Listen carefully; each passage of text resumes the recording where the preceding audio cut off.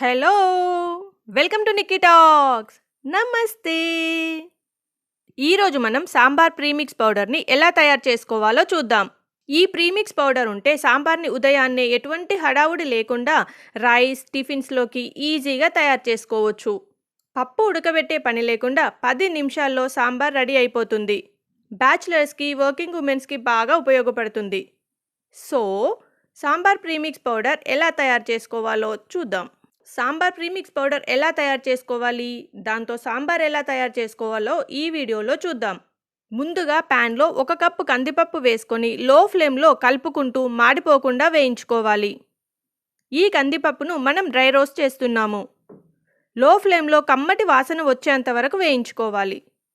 లైట్గా colour change అవుతాయి, మంచి వాసన కూడా వస్తుంది. అప్పుడు దాన్ని ఒక ప్లేట్లోకి తీసుకొని పూర్తిగా చల్లారనివ్వాలి.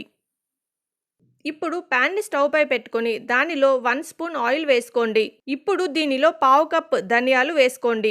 1 కప్ కందిపప్పుకి 1/2 కప్పు ధనియాలైతే కరెక్ట్గా సరిపోతాయి. అలాగే 2 టేబుల్ స్పూన్ల జీలకర్ర, 2 టేబుల్ స్పూన్ల పచ్చి శనగపప్పు, 2 టేబుల్ స్పూన్ల మినప్పప్పు, 1/2 స్పూన్ మెంతులు వేసుకొని వేయించుకోవాలి. ఫ్లేమ్ని లోలోనే ఉంచి కలుపుకుంటూ వేయించుకోండి. కమ్మటి వాసన వచ్చేంత వరకు వేయించుకోండి. లైట్గా కలర్ కూడా చేంజ్ అవుతాయి. ఇలా వేగిన తర్వాత దీనిలో 15 ఎండుమిర్చీలను వేసుకొని లో ఫ్లేమ్లో మాడిపోకుండా వేయించుకోవాలి. మిర్చి క్రిస్పీగా అయ్యేంత వరకు వేయించుకోండి. ఇవి ఇలా ఫ్రై అవ్వగానే దీనిలో గుప్పెడు కరివేపాకును ముందుగా కడిగి తడి అంతా ఆరిపోయేలా కాస్త ఆరబెట్టుకొని వేసుకోండి. ఇలా తడి లేకుండా వేసుకుంటే త్వరగా వేగుతాయి. అలాగే 1 స్పూన్ మిరియాలు వేసుకొని లో ఫ్లేమ్లో కరివేపాకు క్రిస్పీగా అయ్యేంత వరకు వేయించుకోండి. ఇప్పుడు దీనిలో నిమ్మకాయ సైజంతా చింతపండును వేసుకోండి. పులుపెక్కువ తినే వాళ్ళైతే ఇంకాస్త చింతపండునైనా వేసుకోవచ్చు. మీకు చింతపండు వాడడం ఇష్టం లేకపోతే చింతపండు ప్లేస్లో డ్రై మ్యాంగో పౌడర్ అయినా వేసుకోవచ్చు. 2 నిమిషాల పాటు వేయించుకొని స్టవ్ ఆఫ్ చేసేసి ఇదే ప్యాన్లో ఉంచి చల్లారనివ్వండి. మనం వేయించిన దినుసులన్నీ పూర్తిగా చల్లారిపోయాయి. వీటిని ప్లేట్లోకి తీసుకోండి.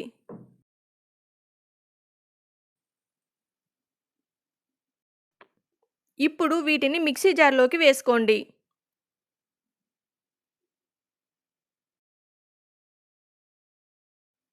ఇప్పుడు దీనిలో 1 టేబుల్ స్పూన్ ఉప్పు, 1 స్పూన్ కారం, 1 స్పూన్ పసుపు వేసుకోండి. మీరు కావాలంటే 1 స్పూన్ ఇంగువ వేసుకొని అన్నింటినీ బాగా మెత్తగా గ్రైండ్ చేసుకోండి. మధ్య మధ్యలో ఆపి కలుపుతూ గ్రైండ్ చేసుకోండి. ఇలా బాగా మెత్తగా గ్రైండ్ చేసుకోండి. అంతే, సాంబార్ ప్రీమిక్స్ పౌడర్ రెడీ అయిపోయింది.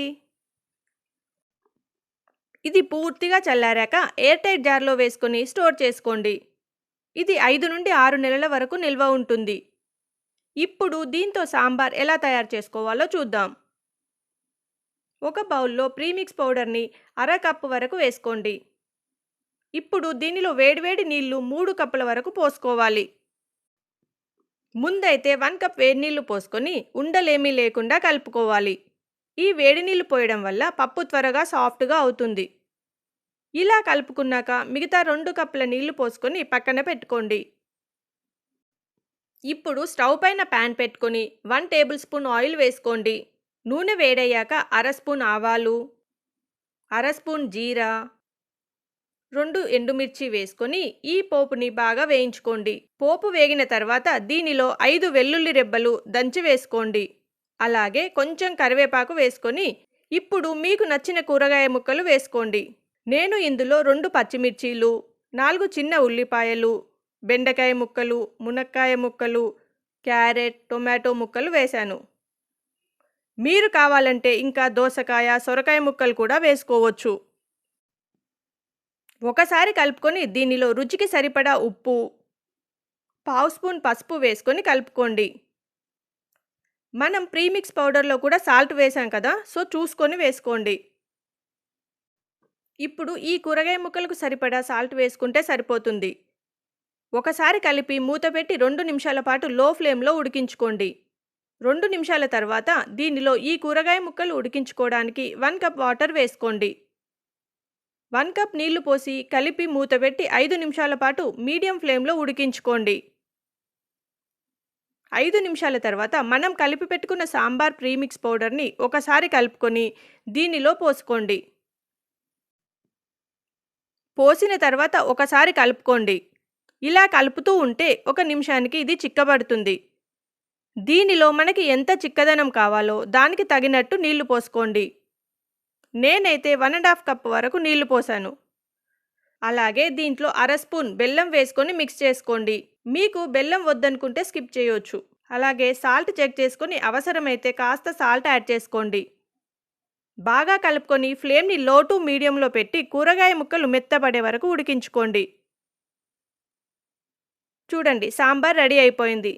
చివరగా సన్నగా తరిగిన కొత్తిమీరను వేసుకొని 1 నిమిషం పాటు ఉడికించుకొని స్టవ్ ఆఫ్ చేసుకోండి. అంతే, సాంబార్ ప్రీమిక్స్ పౌడర్తో చేసిన సాంబార్ రెడీ అయింది. వాసన అయితే గుమగుమలాడిపోతుంది. టేస్ట్ అయితే చాలా బాగుంటుంది.